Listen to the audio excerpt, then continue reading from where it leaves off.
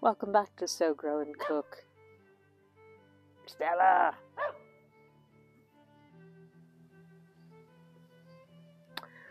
Today I'm going to make a Hugelkultur mound in a bit of garden that had some courgettes growing. And when I pulled the plants out, it just revealed how shallow the soil has become. We'll just have a quick look at that. Especially since we put the raised bed edgings there, it's just kind of highlighted the fact that they need topping up considerably. So rather than putting in a whole load of compost, which I have now used up in other raised beds, I've got some semi-composted logs that were sitting in the other field, and I'll just show you those.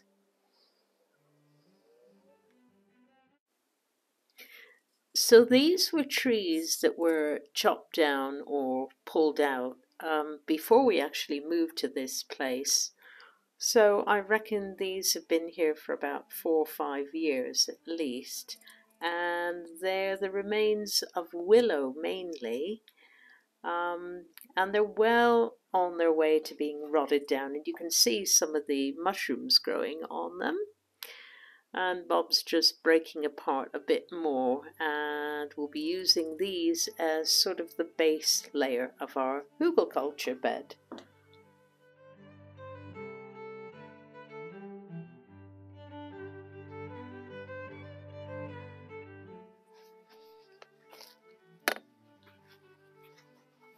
Right, so now I'll put on my Margot Ledbetter gloves. Shh, Stella, be quiet. Aren't these lovely?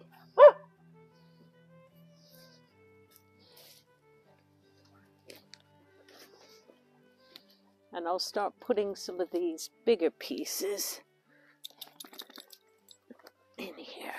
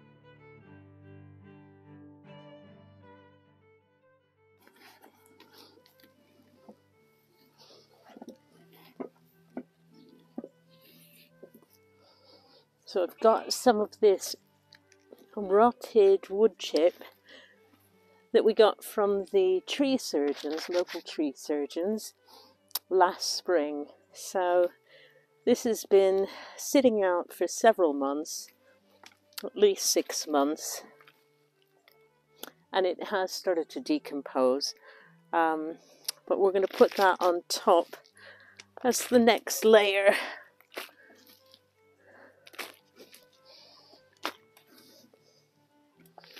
It's also important to know what sort of wood chips you've got. These are mainly hazel and willow, the kind of locally sort of indigenous trees around here. I don't think there's any pine or fir, which can take a little bit longer to decompose and have a slightly more adverse effect on the as a growing medium, but these are not pine or evergreen.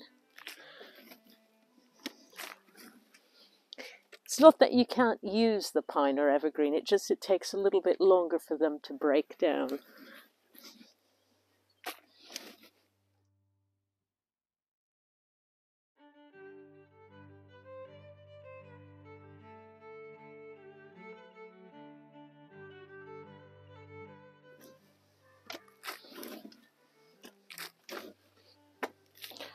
And this is going to remain undercover all winter. When I put the final layer on, which will be some partly composted manure and goat bedding, I'm going to put a cover on it, and that'll help stop any of the goodness from washing out over the winter, because we get a lot of rain here. So hopefully by spring, the earthworms will have also carried on sort of doing their magic underneath the plastic. And the black plastic that I've got is stuff I've saved for years now. It's still quite good. And it'll absorb heat, which will warm up the soil as well.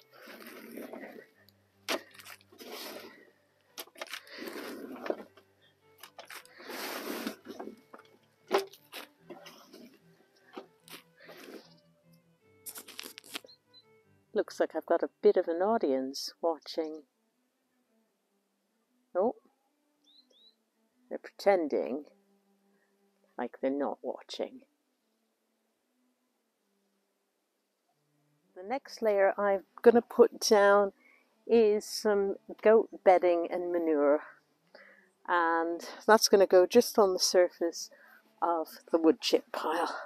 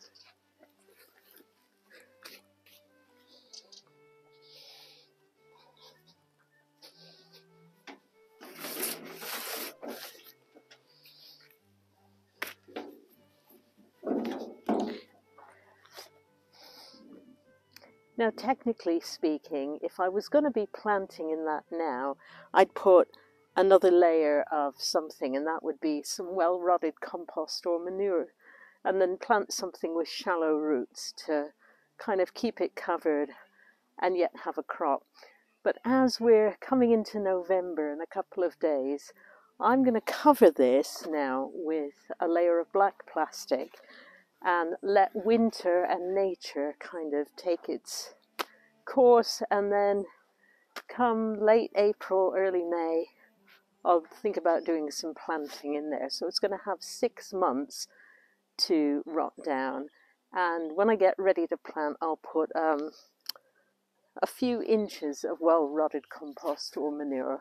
So I'm going to put the plastic on next.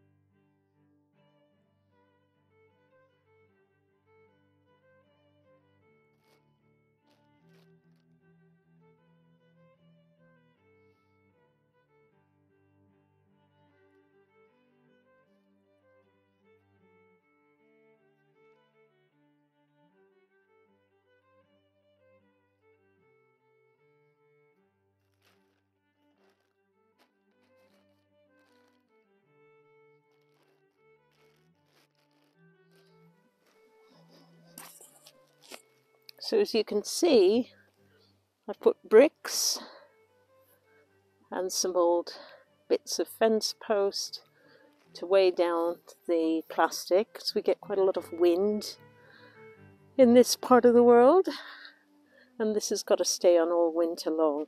So I've basically tucked into bed. It's sort of like insulating and ducking up your vegetable garden into bed for the winter, and hopefully the action of rotting down composted goat bedding and things will keep the soil a little bit warm, and the worms will come up through the rotting tree branches and things, and the wood chip and the goat bedding. And hopefully by next May, all I'll need to do is put a not that thick layer of compost on top, and then I can plant straight into it.